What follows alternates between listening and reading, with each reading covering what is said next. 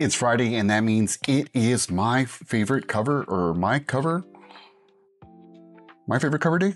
I think that's the right one. Brought to you by On My Nerd Shit. I've slacked on this Friday fiasco for a minute. I forget about it, but I was kind of inspired by my boy Ragu with some retro titles. Now, he went the Superboy route. However, I want to go on the Marvel route with something that's always been I've been a huge fan of. Universe and world, I think, still needs to be reinvigorated because it was gas as fuck when it came out. I'm referring to the 2099 universe. So some of my favorite covers, honestly, are from that era of books. I think we had some great characters, some great character development, specifically with Spider-Man 2099, the guy that started it all, right?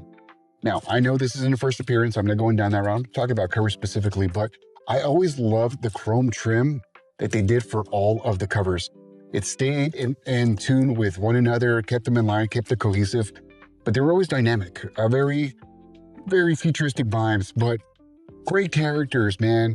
Miguel O'Hara, as we know, has blown up, especially since Into the Spider-Verse, but other great characters like Doom 2099, my dude right there. This was a fun book that really, for me, made me more intrigued and interested in Dr. Doom. I was a fan of him before, but the 2099, was it Doom? Was it not Doom? That was always the question. Was it just a maniac? But the art, the design, simply changing his palette to silver and blue was so dynamic. I loved it. Why this guy still doesn't have a Marvel Legends figure, I don't know. You guys are slacking. We also had Punisher 2099, another crazy ass book. You know, each one with its own color scheme. This one blue. Weirdly enough, I thought I had it. I just realized I don't. Ravager 2099, you see down below. That was a new character that was created by Stan Lee. Another fun character. I thought the whole set, but anyways, that one had a gold trim. Then we started branching out of the core 4. And of course, you have to have some future mutants. So X-Men 2099. A cool new setup on our mutant mythos, but with a blue-ish, another kind of blue trim. From there, we had Ghost Rider 2099, the Techno Rider. With this guy, they changed the scheme on the outside barrier a little bit. Also added some holographic to the skull himself. This is a fun book also. And then we had other titles like Fantastic Four 2099, and we also had, I believe it was X Nation 2099 by Humberto Ramos. Those I don't have in the collection, but we had some spin-offs. Weirdly enough, they launched Anthology 2099 Unlimited, and this was the first that didn't have the border, even though it was right in line with the other ones, which I think they kind of dropped the ball on. But such a great universe. The first appearance of Hulk 2099, which has carried on. It's been rebooted, being hashed with. It really hasn't been cohesive. Like, they keep messing with it.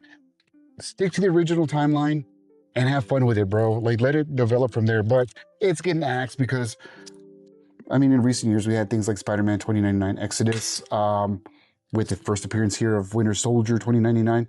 They kept the scheme, but I wish they would have actually kept the chrome on the newer books, which would have kept them in line and really been really cool, retro, just again, keeping theme. Even with this final book that we have, the end of the 2099. So clearly they're bringing that to an end. The story itself has been kind of weak. I've been keeping up with it. I only bought the first issue, but I've been reading the rest of them, rest of it digitally. And this is our Spider-Man 3099. Ooh, creative. But yeah, that's bringing that universe to an end, and hopefully rebooted and restarted. Another cool thing is this world is so great and has touched so many lives. One of my favorite artists, Sean Murphy, is actually doing a story, a little clip down below, of Miguel for the upcoming Superman and Spider-Man crossover, mashup, versus whatever, which is going to be really cool to see him illustrating Miguel. But again, the core 2099 universe was so much fun. There was so much you could do with it, and just let it run and be its own thing. They've messed with it too much. They just continue to mess with it too much. We even have a Deadpool 2099 that came out of that world, that, well, more recently. But yeah, I love it. And I love those covers. They've always stood out to me. I need to go back, actually, realizing it's Ravager. You know what? I'll go ahead and add X Nation to that as well.